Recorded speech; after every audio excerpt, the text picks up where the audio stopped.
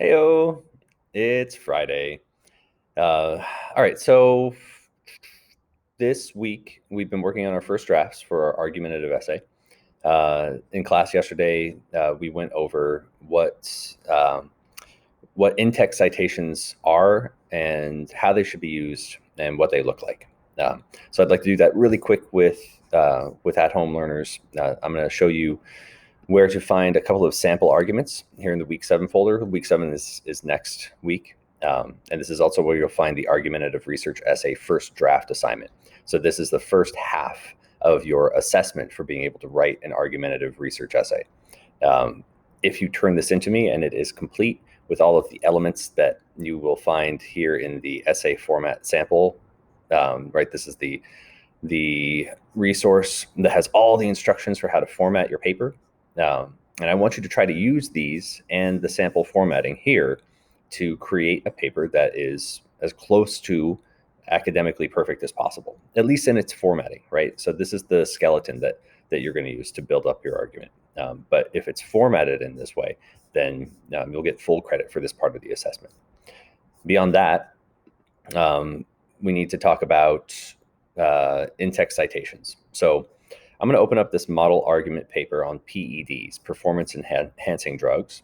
And I'm going to have this be the example that we use because this is a really excellent paper written on an interesting topic. So you see here in the first introductory paragraph, there are no citations. This is a bunch of statements, and they are taken as fact. But really, it's sort of an opinion, right? The debate over athletes' use of performance-enhancing substances is getting more complicated as biotechnologies such as gene therapy become a reality. Okay, so we're assuming there's a debate over the use of PEDs, and we're assuming that new science makes that debate more complicated.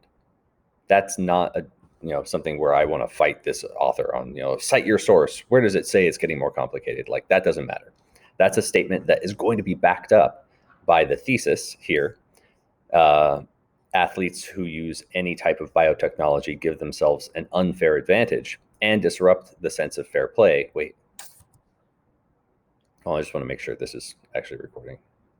Yeah, it should be. Anyway. Yeah, so they disrupt the sense of fair play and should be banned from competition. Okay, so we want to ban athletes that use any type of biotechnology to give themselves unfair advantage. Great. So here we go. We're going to look at medical research in this first paragraph, sort of defining our terms and lending credibility to the argument. Researchers are experimenting with techniques that can manipulate an athlete's genetic code to build stronger muscles or increase endurance. Great. That is not something where we need a citation because there's no specific information that we didn't collect ourselves or create ourselves there.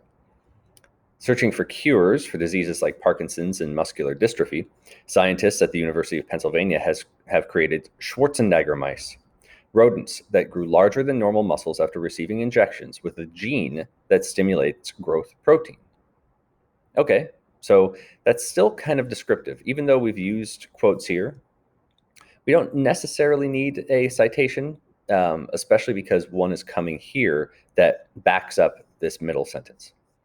The researchers also found, so also meaning it's attached to this claim, right? Like the claim that Schwarzenegger mice exist isn't necessarily something you have to substantiate, but what we get here has to be substantiated by evidence, and that evidence is a citation for where that evidence came from. The researchers also found that a combination of gene manipulation and exercise led to a 35% increase in the strength of rats' leg muscles. And here's our citation. So, researchers found, okay, what researchers? Where, when, who, how, right? All of those questions have to be asked if we're telling you that someone else told me this and now I'm telling you this. If you get information specific information from a third-party source or a secondary source, you have to cite where that information came from. If you did the research yourself, if you got a bunch of mice and injected them with gene therapy serum and then made them work out on a treadmill or whatever, and then showed that their muscles, gained 35% in strength, then you would have collected that primary information and you wouldn't have to cite your own source. You wouldn't have to cite yourself. And honestly, depending on the paper, you might actually cite yourself. It kind of depends. If it's a paper on the study itself that you're publishing as a primary source, you don't cite it. But if you're publishing a paper about gene therapy, and then you reference your paper that you published already on the study, then you have to cite yourself. So we always want to default to citation when it comes to evidence that we didn't create ourselves. And that goes with for ideas as well, right? Like this first statement is kind of public domain, right? There's a debate over performance enhancing substances. Great. That's not an idea that we have to cite because it's just kind of out there in the world. It's reasonably something that everybody kind of knows about. But if there are specific ideas that don't come from your own brain at first, then you have to cite where those come from as well. Let's look at another citation. Here's a good one right here in paragraph 3. Some bioethicists argue that this next wave of performance enhancement is an acceptable and unavoidable feature of competition. So this is the counterclaim, the opposing view. As Dr. Andy Mai, who supports the regulated use of gene therapies in sports, claims, and here's a quotation: "The idea of the naturally perfect athlete is romantic nonsense.